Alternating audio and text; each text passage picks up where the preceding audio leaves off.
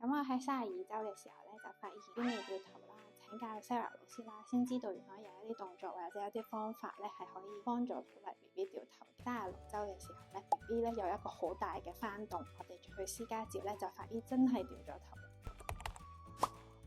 Hello， 我叫 Ashley， 係38週。咁我喺32週嘅時候咧，就發現 BB 未掉頭啦。個醫生咧就話，如果下次產檢36週左右嗰陣都未掉頭咧，咁我哋就要開刀啦。咁我嗰陣咧係有少少震驚嘅，我係第一次懷孕啦，完全唔知道咧原來 BB 未掉頭咧係可以順產嘅。請教 Sarah 老師啦，先知道原來有一啲動作或者有啲方法咧係可以幫助同埋鼓勵 BB 掉頭嘅。上堂好努力咁樣去練習啦，翻到屋企咧我就做咗大概2個禮拜嘅 puppy pose 同埋倒轉式，早晚各一次，每次15分鐘，同多啲傾偈啊，啲音樂喺個子宮下邊。咁再過多2個禮拜咧，我去公立醫院度做產檢嘅時候咧，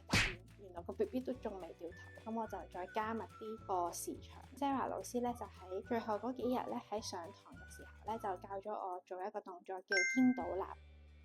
嗰晚之後咧，我就有感到個 BB 咧有一個好大嘅翻動，咁我哋就停止就幫 BB 掉頭嘅動作。36週嘅時候咧，我哋去私家照咧就發現真係掉咗，我都好多謝 Sarah 老師。